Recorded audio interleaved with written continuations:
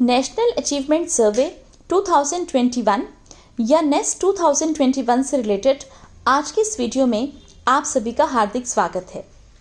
विद्यालयी शिक्षा से जुड़े हुए प्रत्येक अध्यापक व विद्यार्थी को इस बात का पता है कि भारत सरकार की ओर से समस्त देश में सभी प्राइवेट, गवर्नमेंट और गवर्नमेंट एडेड विद्यालयों में 12 नवंबर 2021 को नेस्ट 2021 एग्जाम का आयोजन किया जाना है, जिसके लिए इस समय तैयारी जोर शोर से चल रही है।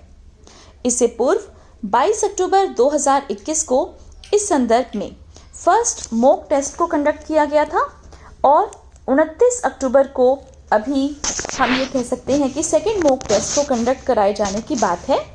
और फाइनली जो ये एग्ज़ाम है this will be organized on 12 November 2021। जी हाँ, ये डेट काफ़ी इम्पॉर्टेंट है, इसे हम सब ध्यान रखेंगे।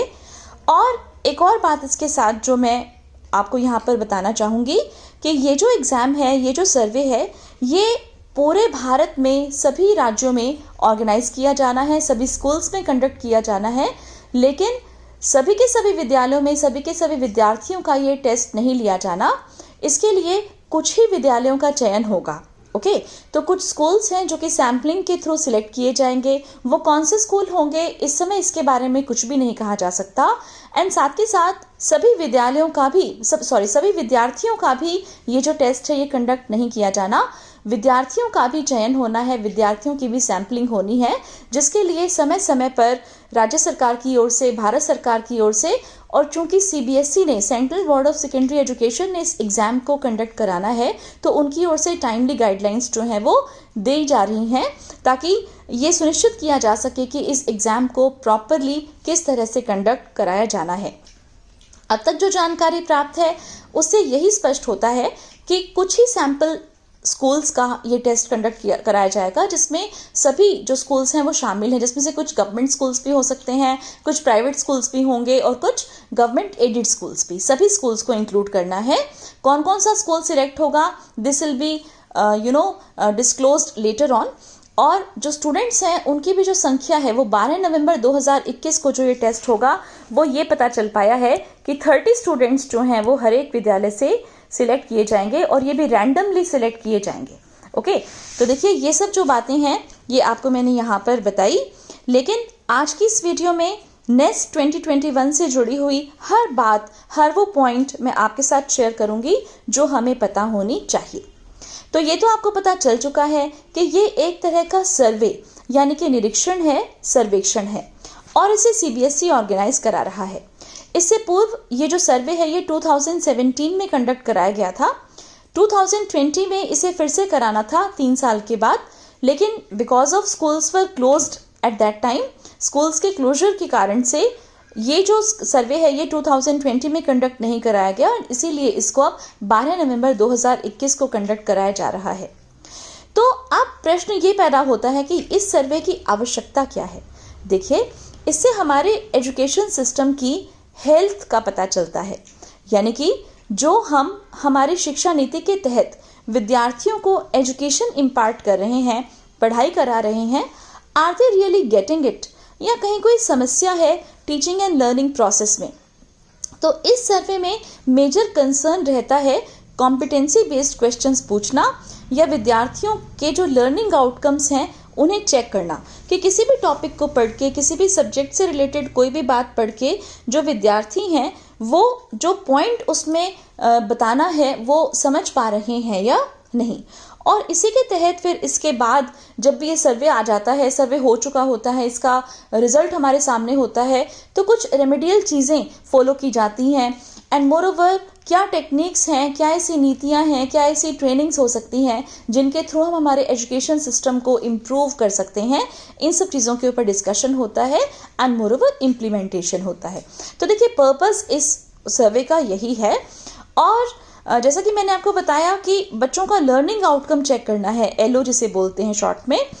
तो इसलिए जो हमारे पास जो सब्जेक्ट्स हैं जिनका ये सर्वे कंडक्ट किया जाना है, या जो क्लासेस हैं जिनका जो सर्वे है कंडक्ट किया जाना है, इसमें सीधे सीधे टॉपिक से रिलेटेड प्रश्न पूछने की बजाय क्वेश्चंस को उनकी जो है फ्रेमिंग जो है उनको चेंज करके पूछा जाता है, ताकि विद्यार्थी का जो असली ज्ञान है उसका पता चल सके। अब अगला प्रश्न ये है कि ये जो सर्वे है वो किन किन कक्षाओं का और किन किन विषयों का कंडक्ट होना है, राइट। तो आप देखिए, ये जो सर्वे है बेसिकली ये इन सभी क्लासेस का कंडक्ट होना है। ये यहाँ पर वैसे जो इन्फॉर्मेशन है ये 29 अक्टूबर के लिए मैंने यहाँ पर मेंशन की है, जो कि mock test, second mock test organize किया जाना है। लेकिन क्लासेस सेम रहेंगी 12 नवंबर 2021 को होने वाले नेस्ट के एग्जाम के लिए भी।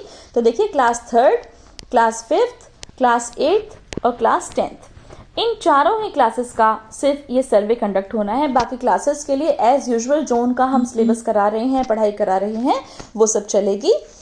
इसके सामने समय भी लिखा हुआ है और यही समय हमने 12 नवंबर 2021 को भी फॉलो करना है कि क्लास 3rd का जो एग्जाम है वो 90 मिनट्स का होगा, फिर क्लास 5th का भी 90 मिनट्स का, क्लास 8th का 120 मिनट्स का और क्लास 10th का भी 120 मिनट्स का।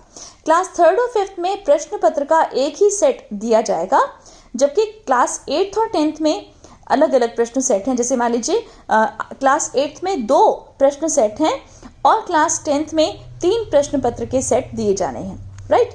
अब ये जो है कि भी प्रश्न पत्र का सेट, इसका क्या मतलब है? बेसिकली इसका मतलब ये है कि जैसे क्लास 10th की बात कर लेते हैं, तो सपोज कीजिए कि 3 प्रश्न पत्र के सेट हमें 29 अक्टूबर को मॉक टेस्ट में अवेलेबल होंगे, हर विद्यालय को अवेलेबल कराए जाएंगे। तो उसमें क्या है कि जैसे एक जो प्रश्न पत्र का सेट है उसमें कोई भी 2 सब्जेक्ट्स आपके शामिल हो सकते हैं, ओके। अब वो सब्जेक्ट्स कौन कौन से हैं, पहले आप इसे देख लीजिए। देखिए, सब्जेक्ट्स जो हैं वो रहेंगे आपके, जैसे क्लास 3rd के लिए भाषा यानी कि कोई भी लैंग्वेज, गणित और पर्यावरण। फिर कक्षा 5वीं के लिए फिर से भाषा, गणित और पर्यावरण। और फिर इसके बाद देखिए कक्षा 8वीं के लिए भाषा, गणित, विज्ञान और सामाजिक अध्ययन। और इसी तरह से कक्षा 10वीं के लिए भाषा, गणित, विज्ञान, सामाजिक अध्ययन एवं अंग्रेजी। यह भाषा जो है, क्योंकि मैंने आपको बताया कि पूरे कंट्री में इसे कंडक्ट कराया जा रहा है, तो जो भी स्टेट की लैंग्वेज है या जो भी लैंग्वेज बच्चे पढ़ रहे हैं उसमें से किसी एक लैंग्वेज का सिलेक्शन होगा। जैसे हमारे यहाँ पर हरियाणा में हम हैं, तो यहाँ पर हिंदी जो है वो यहाँ पर एज लैंग्वेज सिलेक्ट की जा रही है। यदि हम साउथ में चले जाएं तो तेलुगु है या जो भी वो भाषा सिलेक्ट करते हैं वो रहेगी। तो ये सब जो आप देख सकते हैं कि स्क्रीन पर ये सब सब्जेक्ट्स हैं and these are the classes. अब जैसा कि मैं आपको बता रही थी कि प्रश्न पत्र का सेट किस तरह से होगा, राइट। ये बहुत इंपॉर्टेंट है समझना। एक प्रश्न पत्र के सेट में किन्हीं भी 2 विषयों को इंक्लूड किया जाएगा। सपोज कीजिए क्लास 10th की बात हम कर रहे हैं, तो हो सकता है कि पहला जो प्रश्न पत्र का सेट है उसमें हिंदी और गणित के ही केवल प्रश्न पूछे जाएंगे। फिर इसी तरह से हो सकता है दूसरे प्रश्न पत्र में साइंस और एसएस के पूछे जाएं। तीसरे प्रश्न पत्र में हो सकता है कि एसएस और इंग्लिश के पूछे जाएं या गणित और इंग्लिश के पूछे जाएं, इस तरह से। और ये भी हो सकता है कि 3 प्रश्न पत्र जैसे कल जैसे 29 अक्टूबर के मॉक टेस्ट के लिए दिए जा रहे हैं, तो क्या पता 4 प्रश्न पत्र के सेट हो या इस तरह से। अब किस विद्यार्थी को कौन सा प्रश्न पत्र जो है वो मिलेगा या कौन से 2 विषय केवल उसने सॉल्व करने हैं, ये सब चीज़ें ऑन द स्पॉट डिसाइड होंगी। जो भी आपके एफआईज यानी कि फील्ड इन्वेस्टिगेटर होंगे, वो इन्विजिलेटर होंगे, वो ये चीज़ उनकी ड्यूटी लगाई गई है कि वो किस तरह से, अगर मान लीजिए स्कूल्स का तो सिलेक्शन ऊपर से होकर आएगा, राइट। लेकिन इसके बाद जब वो स्कूल में जाएंगे एग्जाम कंडक्ट कराने के लिए, 7:30 बजे का टाइम है जब उन्होंने स्कूल में रिपोर्ट करना है, तो वहाँ जाने के बाद उन्होंने यही सब तैयारियां करनी है कि भी किस तरह से जो है, यदि एक ही स्कूल के अंदर क्लास 10th की अगर हम बात करें और एक से ज़्यादा सेक्शंस हैं, तो कौन से सेक्शन को उन्होंने रैंडमली सिलेक्ट करना है, what will be the procedure. इसके लिए डिफरेंट टाइम्स पर जो मास्टर ट्रेनर्स हैं वो टीचर्स को ट्रेन कर रहे हैं, एफआईज को ट्रेन कर रहे हैं कि भी किस तरह से उनकी ट्रेनिंग होनी है एंड किस तरह से फिर उन्होंने जाकर एग्जाम एक्चुअली कंडक्ट कराना है। तो उनको रैंडमली एक सेक्शन सेलेक्ट करना है और फिर उसके बाद अगर मान लीजिए उसमें 30 स्टूडेंट्स हैं तो बहुत अच्छी बात है, 30 स्टूडेंट्स का टेस्ट लेंगे। कम है अगर 30 से बच्चे, तो किस तरह से दूसरे सेक्शन में से स्टूडेंट्स को सिलेक्ट करना है। यदि उस सेक्शन में दूसरे सेक्शन को अब सिलेक्ट कर लेते हैं और उसमें 30 स्टूडेंट्स हैं तो उन्हीं का टेस्ट होगा। लेकिन फिर ये डिपेंड करता है कि कौन सा स्टूडेंट जो है उसे रोल नंबर 1 कंसीडर किया जाएगा, कहाँ से वो टेस्ट पेपर्स जो है उनको बांटने शुरू करेंगे। तो उसके लिए भी वो मीन निकालेंगे और मीन निकालने के बाद जो वैल्यू आएगी उस स्टूडेंट को रोल नंबर 1 कंसीडर किया जाएगा। तो इस तरह से हम ये नहीं कह सकते कि किस स्टूडेंट को कौन से जो सब्जेक्ट्स हैं उनका टेस्ट जो है सेट पेपर के रूप में अवेलेबल कराया जाएगा। लेकिन हमें जो केवल बात समझने की है वो ये है कि हमें इन सब जो सब्जेक्ट्स हैं इनकी तैयारी अपने स्टूडेंट्स को करा के रखनी है। यदि हमारे स्टूडेंट्स किसी भी तरह से किसी भी कॉम्पिटेंसी में, किसी भी सब्जेक्ट में, क्वेश्चन में ठीक परफॉर्म नहीं कर रहे हैं तो हमें उसे दूर करना है। और हमारे लिए ये ज़रूरी है टीचर्स के लिए कि हम बच्चों को क्वेश्चन की जो फॉर्म है उसे समझाएं, क्योंकि बच्चों को आता सारा है, उन्होंने सिलेबस में पढ़ा है, लेकिन कई बार क्योंकि बच्चे हैं तो वो क्वेश्चन को समझने में थोड़ी सी जैसे वो नासमझी कर देते हैं, उनको नहीं समझ में आता कि क्वेश्चन में बेसिकली पूछा क्या गया है, राइट। अब इसके अलावा देखिए मैंने यहाँ पर ये भी मेंशन किया है स्लाइड में कि किस क्लास के कितने क्वेश्चंस पूछे जाने हैं। देखिए 3rd क्लास के यहाँ पर 47 क्वेश्चंस पूछे जाने हैं। एंड देन देखिए 5वीं क्लास के 53 क्वेश्चंस पूछे जाएंगे, 8वीं क्लास के 60 और 10वीं क्लास के 70। तो ये आपको क्लियर है कि एक जो सेट है क्वेश्चन पेपर का उसके अंदर 2 सब्जेक्ट्स होंगे, राइट। और 2 सब्जेक्ट्स में मिलाकर जो है, जैसे मान लीजिए क्लास 10th की बात करें तो 70 क्वेश्चंस पूछे जाने हैं, राइट। यानी कि हो सकता है कि 35 क्वेश्चंस एक सब्जेक्ट के होंगे और 35 क्वेश्चंस दूसरे सब्जेक्ट के पूछे जाएंगे। अब इसके बाद देखिए जैसा कि मैंने आपको बताया कि सीबीएसई की ओर से टाइम टू टाइम जो है कुछ ना कुछ गाइडलाइंस जारी की जाती रहती हैं, तो ये उन्हीं से संबंधित है। ये सब पॉइंट्स हैं, आप यहाँ से इसका स्क्रीनशॉट लेकर भी रख सकते हैं, पढ़ सकते हैं। टाइमिंग्स वगैरह के बारे में बताया है यहाँ पर, कितने बजे पेपर स्टार्ट होगा, ये सब चीज़ें बताएं। जैसे 10:30 AM है पेपर स्टार्ट होने का टाइम, उससे पहले FIs जब आ जाएंगे, ऑब्जर्वर की भी ड्यूटी है अलग से, प्रिंसिपल्स ने क्या तैयारियां करके रखनी है अपने स्कूल में, टीचर्स की क्या जिम्मेदारी है इस दिन, सभी ने प्रेजेंट होना है। सबसे पहली बात तो यही है 100% अटेंडेंस जो है स्टूडेंट्स की, टीचर्स की, सबकी होनी चाहिए।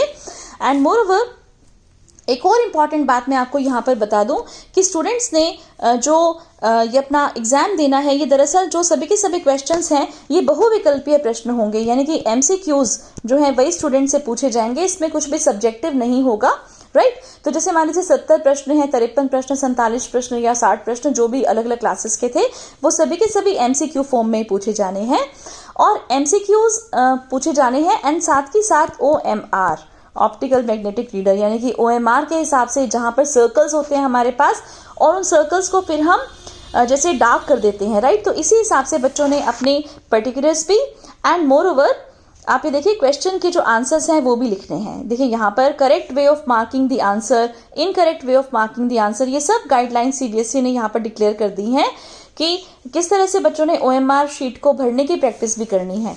और मैं आपको बता दूं कि ये जो मॉक टेस्ट हमारे विद्यालयों में संपन्न कराए जा रहे हैं 22 अक्टूबर 29 अक्टूबर वाले, ये जो है इसी बारे में है कि स्टूडेंट्स को ठीक से OMR भरनी आ जाए, उनको ये पता चल जाए कि किस तरह से उन्होंने क्वेश्चंस को समझना है और फिर उसके बाद जैसे OMR शीट के अंदर सर्कल्स को डार्क करके लिखना है। तो देखिए यहाँ पर ये लास्ट में ये भी मेंशन्ड है कि सुनिश्चित करें कि कक्षा 8 और 10 के लिए प्रत्येक छात्र को केवल एक प्रश्न पत्र सेट मिले, राइट। तो एक ही पेपर बच्चे को मिलेगा मॉक टेस्ट में भी। बाद में जो प्रैक्टिस पेपर्स हैं उनकी प्रैक्टिस अलग से बच्चों को कराई जा सकती है, चेंज करके, एक्सचेंज करके पेपर्स। लेकिन जैसे 29 अक्टूबर वाला जो मॉक टेस्ट है, जो फाइनल जो मॉक टेस्ट है, उसमें केवल एक बच्चे ने एक ही प्रश्न पत्र का सेट सॉल्व करना है। किस बच्चे ने कौन सा करना है दैट डिपेंड्स, वो FIs का काम है, वो अपने आप डिस्ट्रीब्यूट कराएंगे। एंड मोर ओवर आप ये देखिए कि उत्तर कुंजी और डेटा संग्रह फॉर्म शुक्रवार को साझा की जाएगी। मीन्स यहाँ पे हमें आंसर की भी मिल सकती है। वैसे तो खैर मुझे नहीं लगता कि किसी भी टीचर को आंसर की आवश्यकता होगी, क्योंकि यहाँ बेसिकली जो है कॉम्पिटेंसी चेक की जा रही है स्टूडेंट्स की, और टीचर्स जो है वो उसको कैपेबल हैं कि अपने आप भी सॉल्व करके और जैसे पेपर चेक करेंगे। एंड पेपर चेक करने के बाद जो रिजल्ट है, जो डेटा है, वो हमने टाइमली जो है उच्च अधिकारियों को प्रेजेंट करना होता है उनकी मीटिंग्स वगैरह में, ताकि ये क्यों जरूरी है इस डेटा को करेक्ट करना और पेपर्स को टाइमली सबमिट करके रिजल्ट को आगे सबमिट कराना चेक करके।